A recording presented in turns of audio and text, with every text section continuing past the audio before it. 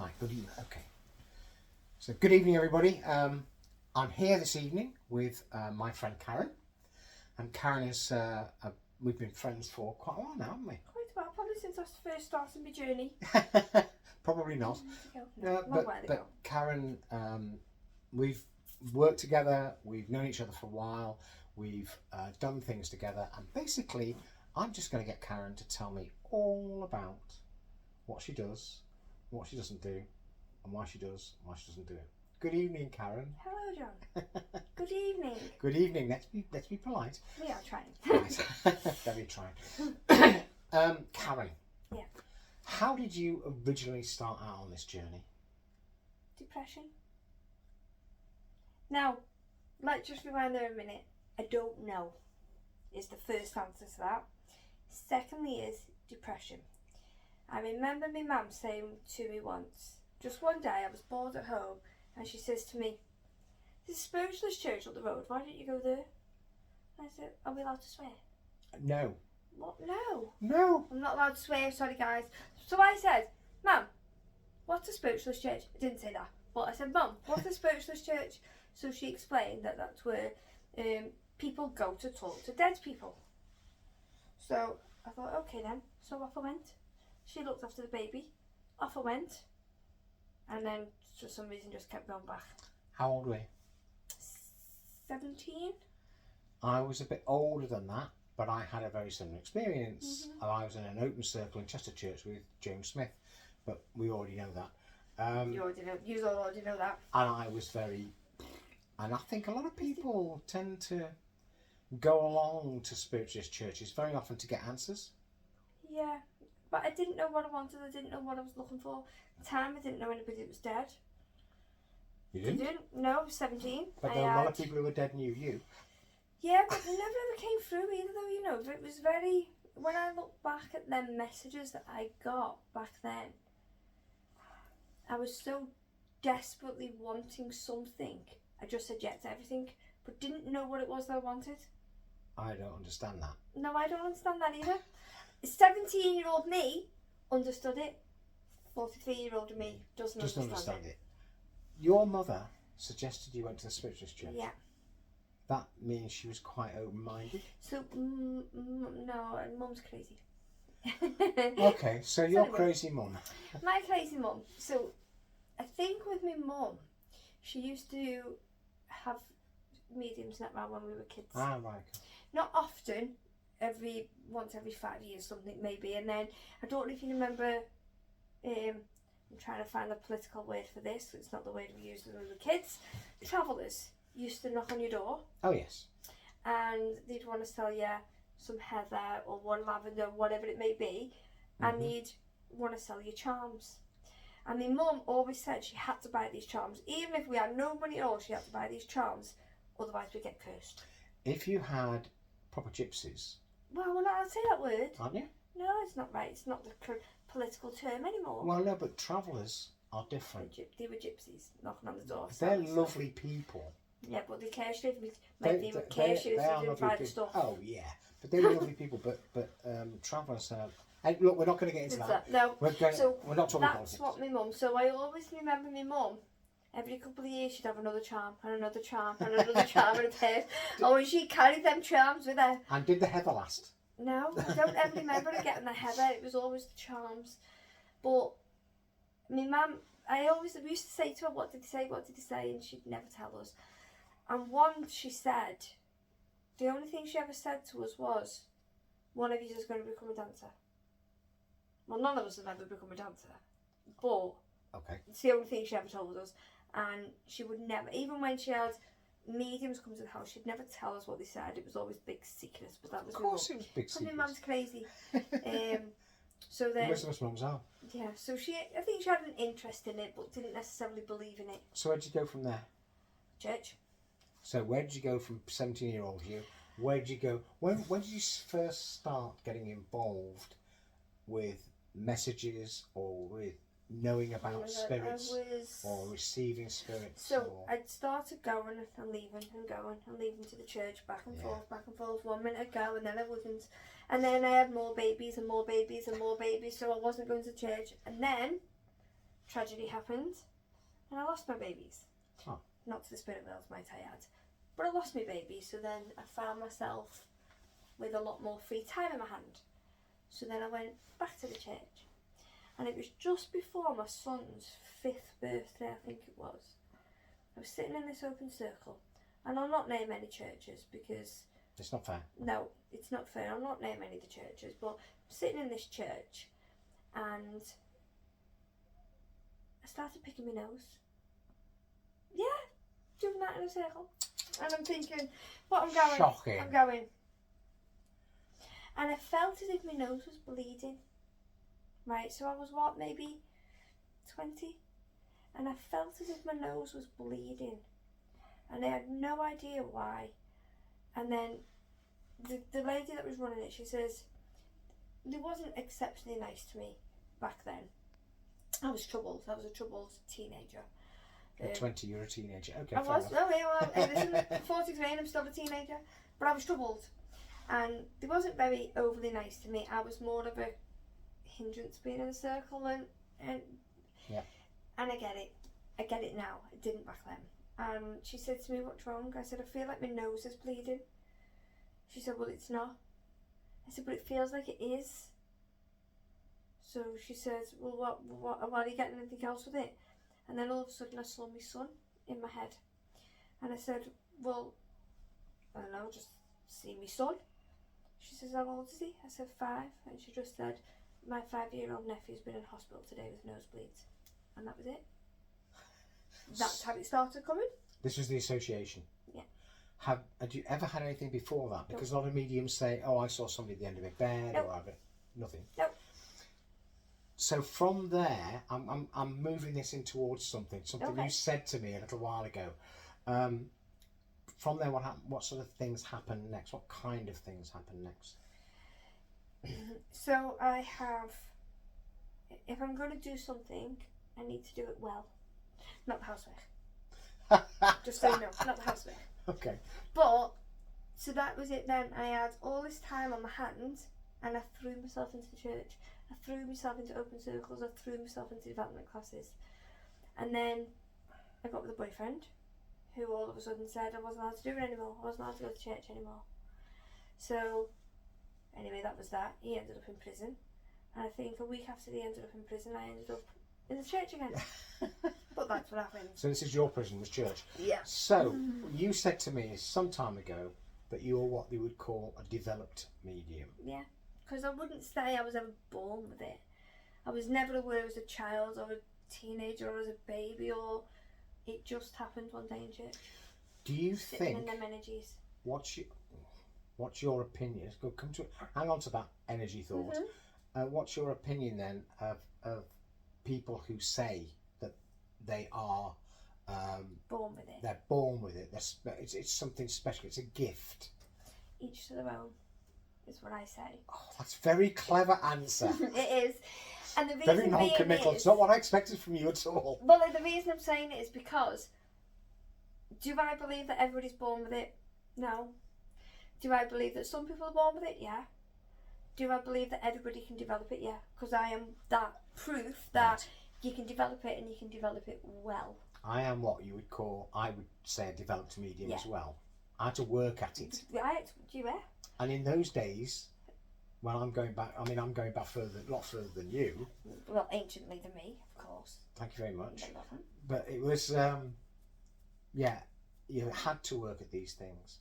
And people who got direct voice or did trance stuff or things, they worked really hard to achieve that. I remember when I first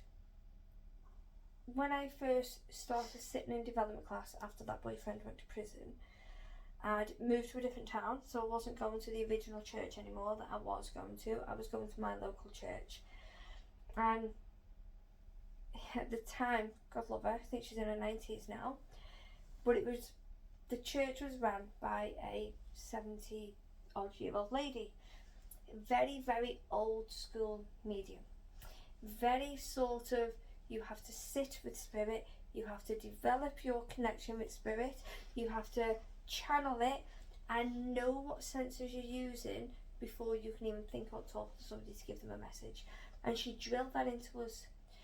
Also, one of the things that sticks out to me at that time was them also telling me I would never be a medium. Never. Did they ever give you a reason why? Yep, so I've got ADHD, so I don't meditate, I don't sit in the quiet. I probably could if I really, really wanted to, but I get bored after 2 minutes and then I go off on a tangent somewhere else. Don't you think that if spirit recognised that or you, put it the other way around, if you have the desire to do the work, yep, spirit will find a way of doing it. And that's exactly what they did. So instead of me quieting my mind and going into that beach, wherever it was that I was going, and inviting them to come in, I made it so that we just connected and used my hyperactivity, is what my husband calls it, use that hyperactivity to give the messages rather than trying to give it as a, what am I trying to say, a slow, not sincere, that's the wrong word, slow connection. It's more of a faster connection. Just to say to everybody, when I watch you work, I mean, you're nuts. Crazy. Personality changes. Absolutely nuts. You just go, oh, it doesn't change that much. But you just go, you can be just all over the place. Yeah. But it's noticeable that you are talking to two people, the person you're connecting with and somebody else. Does that, do you notice that?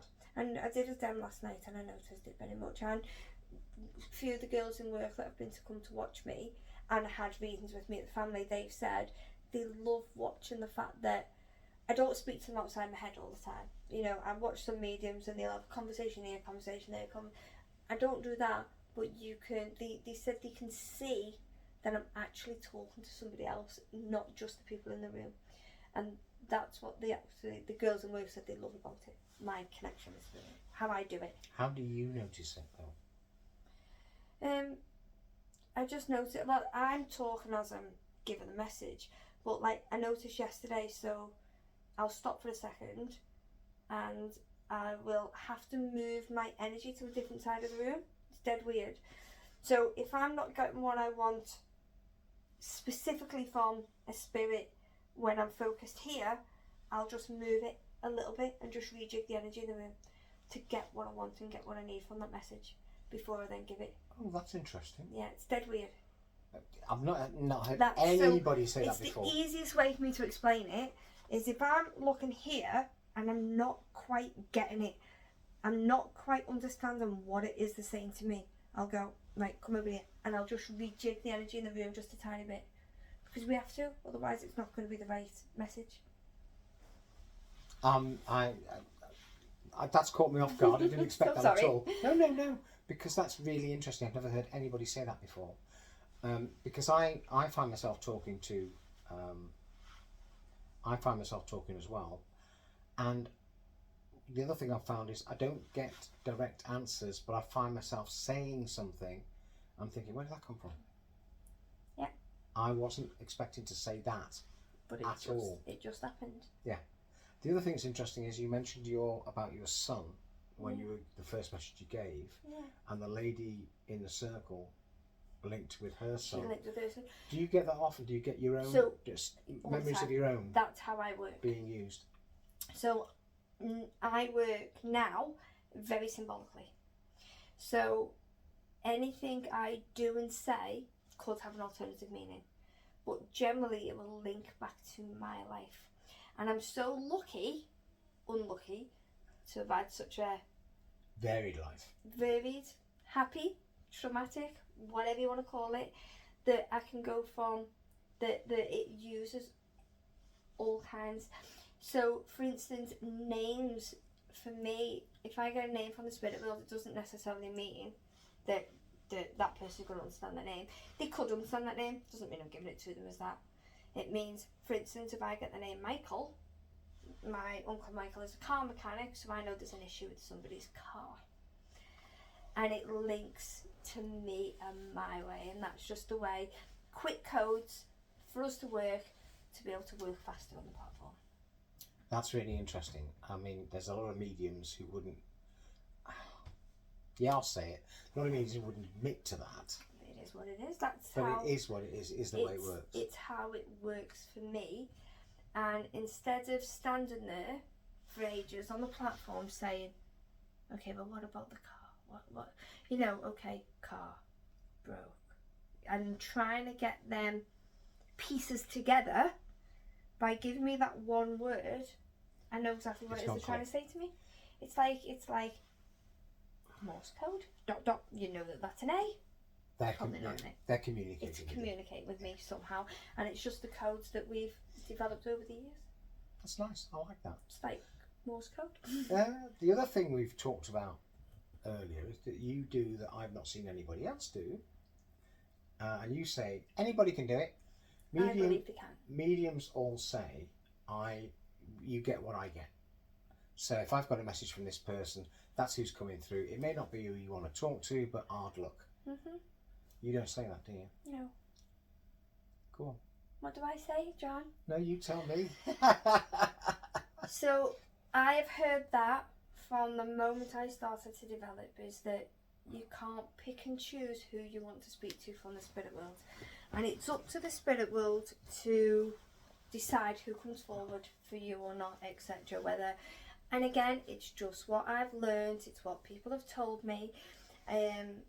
That my teacher said, if they want to come through, they come through. If they don't, they don't. We can't force it. We have to respect spirit, which is fine. I get that. Which I said, why not? Why can't we, as mediums, get the person that person wants? Why can't we? So, it didn't take do you know what? It didn't take that long to develop it, really. So, what I started doing, more so, not in the churches, but in public demonstrations, pubs, clubs, whatever it may be, cafes. I do my demonstration the first half, and then the second half, I would do a raffle.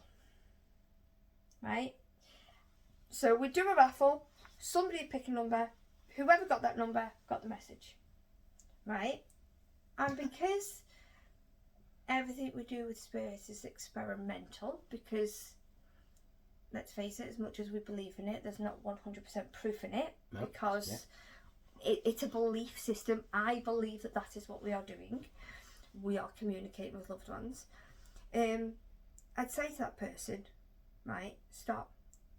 Who do you want to speak to? Because when we go to these places, we don't want our aunties, uncles, brothers, sisters, dog walker. We want those people that are close to us, those people that died 20 years ago but have never come through. Why haven't they come through? Why? Because they were just your mate down the pub that you used to have a chat with on a Friday night, and they're not exceptionally close to you. So we have this thing as mediums that when we go in and do a demonstration, we're looking for mums, dads, brothers, sisters, aunties, uncles, cousins, every now and again a friend, your best friend, son and daughter, if you are lucky that a medium will expand it to that. And they're the 10 connections. We're not looking for them people that we were best friends with when we were 18, 19, that we would love to hear from that one time. And I wanted to give the opportunity to people to be able to do that. So they'd pick the raffle, and I'd say to them, just give me the name of the person that you want. Don't tell me anything else, I just want their name. Right? And in that, I will then go to the spirit world in my head and bring that person forward to communicate with them. If they want to come. No, I'm the boss. Oh. Hello. You're the boss. It's my blame. I'm the boss to do what I say. I've heard that before. You are in charge. I mean, it's there's a lot of people who go around saying, "Oh, the spirit world do this, the spirit world say that," but in actual fact, no. We live in this world, so we're in charge. I'm the boss. Yeah. And if they want me to communicate on behalf of them, then they'll do as they're bloody well told. That's why I'm divorced twice, isn't it? So there you go. So okay, I won't say what's happened to divorced people, but still, no, they're not in spirit world. No. No, right, okay. They're definitely alive. They just left me. So, is that become a thing for you? No, I don't do it all the time. I try to incorporate it in my mediumship demonstrations without them actually knowing. So sometimes if I can feel that I'm connecting with somebody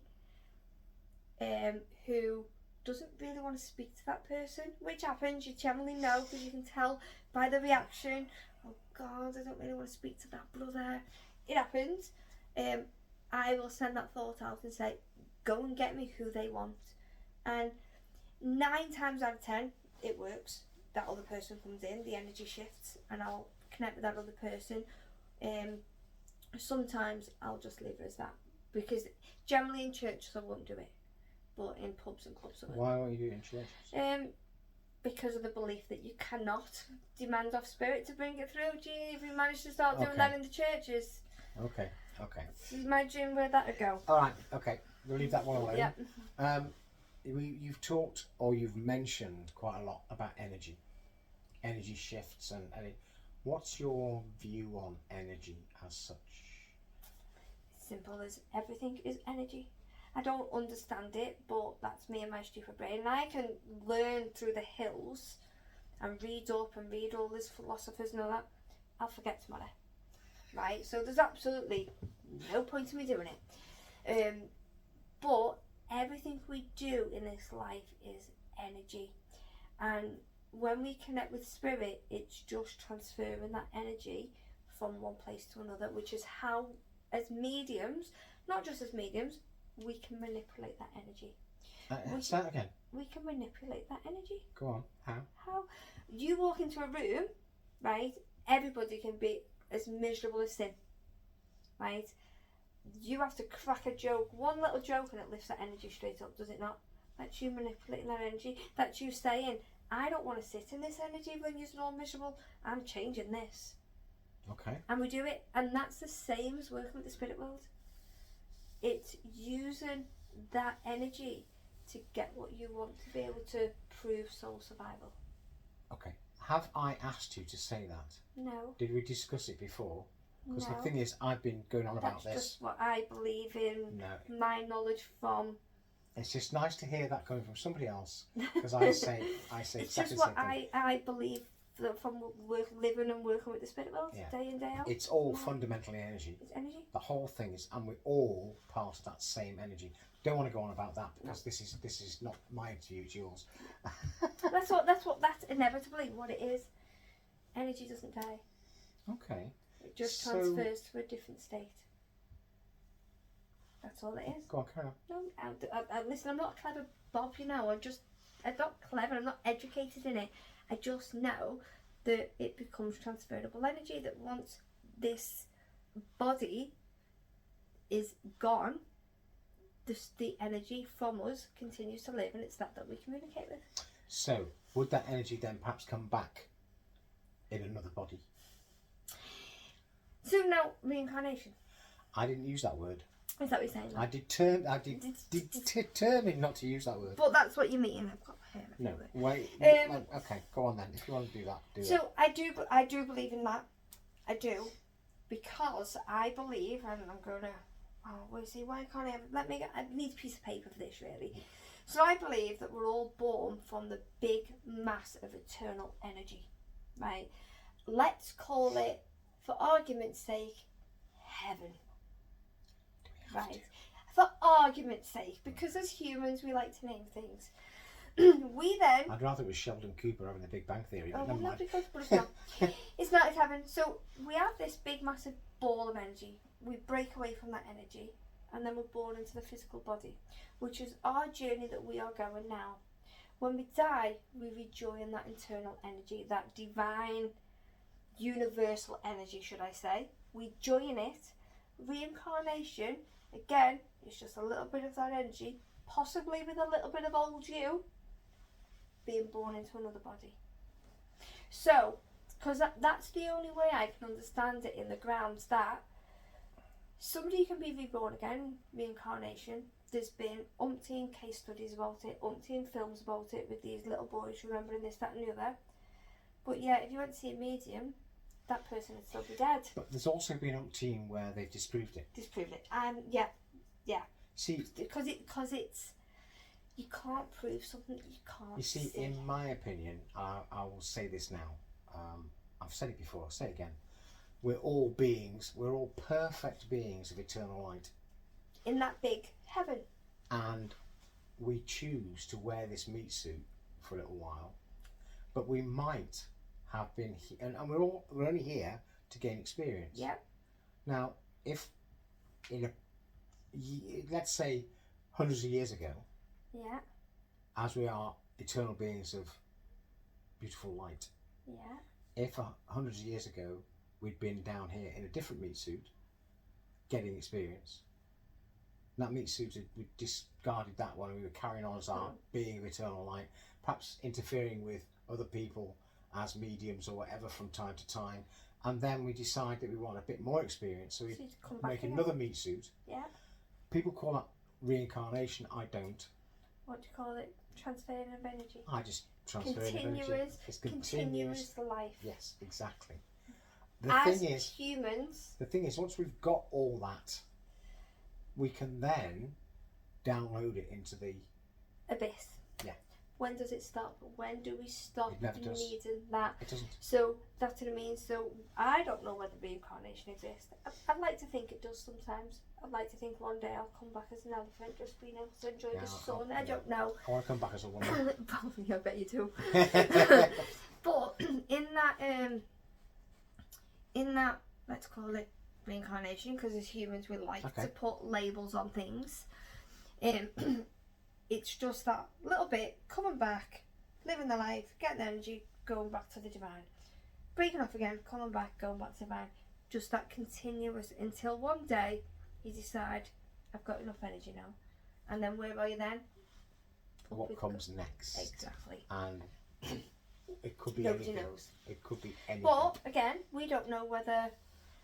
Again, there's no definitive proof that reincarnation exists. No. Just like there's no definitive proof that mediums are really talking to exactly the dead people. Exactly. Because and if you look at quantum physics these days, we're actually all part and parcel of the same thing anyway. And what's happening a billion light years away over there is actually something's going on. There's two people a billion light years on the other side of the universe, sitting on a grey sofa, having a chat, being recorded somewhere else. And who knows? And at this precise moment, frankly, who cares? But at some point, all I know is what's happening in this room right now, and that's all that's necessary. Yeah. This is your projection of what this is what and you this is what I say with mediumship as well. Everything is perception. When a medium connects with the spirit world and that energy, it is that medium's perception, because that's how it works. That's what I say always. This is my opinion. And when we're doing mediumship, when it's a connection, is my still perception. Your opinion, and you may get. I may give you a message and may describe somebody, and you're going, yeah, they weren't really like that, and you're going, no, but that's what my perception of what this person is saying to me. And the way she's putting herself across to me, or he is putting himself across to me. Because don't forget as well, their opinion of themselves is sometimes completely different to your opinion of that person. Exactly. You've only got to look at yourself and your opinion of yourself. My opinion of me is absolutely amazing, but other people's opinion of me may be something completely different. I acknowledge that and I respect it. No, and it is. As long as you get the essence of that and the major things right and the message right. But this is sometimes why, when I can give messages and connect with spirit, I don't describe personalities.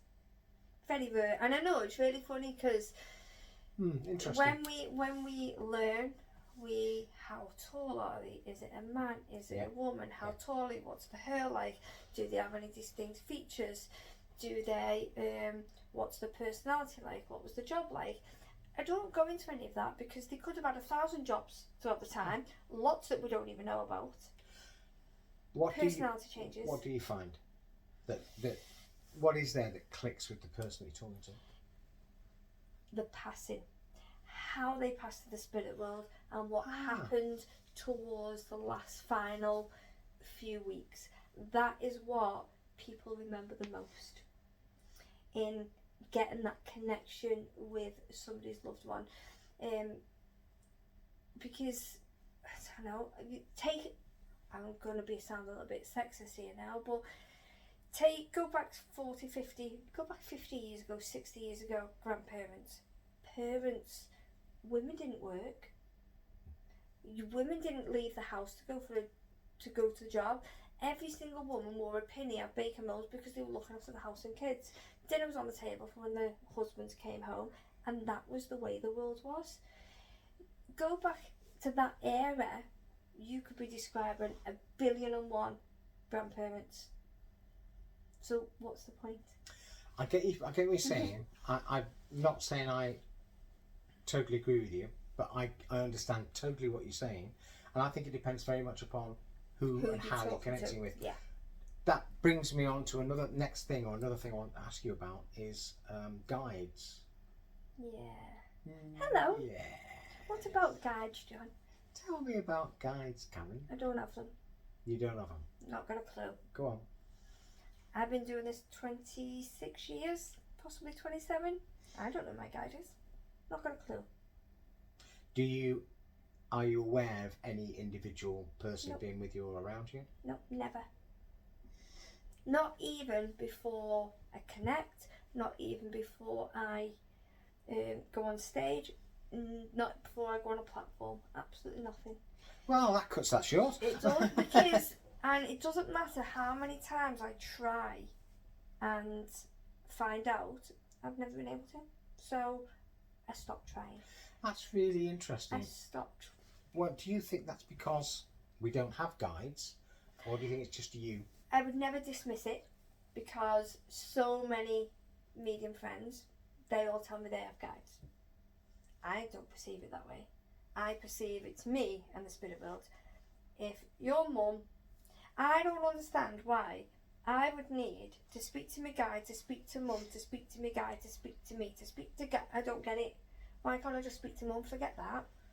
Things get lost in translation. There's Chinese whispers. Don't do any of that. I like to hear it straight from the horse's mouth. So I perceive that I am connecting directly with people's loved ones, not with my guides, because I don't know who they are. No idea. I could be wrong, but I think after 27 years now, they would have shown me that I was wrong, right? Don't know. Really interesting, and that's another discussion. Another one. See, I do this, you know. I just open up discussions. That is another discussion, but that's really interesting because everybody talks about their guides. Not got a clue. And yet, you are quite right. When I think about when I connect, I'm connecting with somebody and there's nobody in between. It's me and them. The only thing I will say is, I was given years ago somebody who was around me a lot. And I feel From another medium. Somebody I knew extremely well. Yeah. And I do feel that person around you. A change of energy around me. And I do feel, but I never feel they get in the way. Yeah. But what I do feel is that they actually line people up and make sure it's all being organised for me. See, I just do that in my own head anyway. Well, because you know, it's my head and it's my brain, and you'll do what I say. And that's that. And that's that. You'll do as you say. And that's one of my rules with spirit. That's one of the, I'll say, one of the parts of the contract that I said to spirit when we first started working together. I will continue with this journey and put my whole heart and effort into it, 100%, but I am the boss, not you. You will work the way I want you to work with me, not the way you tell me that I have to work with you. So one of the things in development class when many moons ago was I was being taught that spirit set the boundaries, spirit set the way that they work with me, and I have to respect it. And I said, absolutely not. Absolutely not. Am I going to just no. If I was going to work with spirit, it has to be on my terms. It has to be my way, otherwise I'm not going to do it. Do you think everybody can do that? Yeah. Do you think everybody should do that? I do think everybody should do that, because we're the humans on this. We're the humans on our earthbound journey, and we're here to have an earthbound life and live our spiritual path. We're not supposed to let spirit take over us, because why should we? This is our journey, on a spiritual journey with the spirit world, living our earthly plane. I really like What that. earthly life? I really like that. Why That should sort of sums things up, really, doesn't it? That's what it is. It is what it is. That's what it is. It's very ordinary. It's normal. It's very straightforward. There's Would you, nothing mystic about speaking to the spirit world. just to sum all this up, would you say mediums are special? Absolutely not. Special needs, maybe. No, take that out. Sorry to all the mediums. Are we special? No. Do some mediums believe they're special? Yes. But no, nothing special. We're normal people living everyday lives, going to work, looking after our husbands, looking after our kids, looking after our family, and then devote our time, our spare time, to giving back to the spirit world, making people just that little bit more happier and more comforted knowing that their loved ones are not dead, that they're just watching over us from a different place. And that's what it is. That is lovely, and that I think is a really good place to end this. And thank you very, very much for talking to me. You're very welcome. Thank you for coming to my house. It's entirely your pleasure. Making me clean the house. Thank you very much indeed, You're Karen. welcome. Thank you, dear.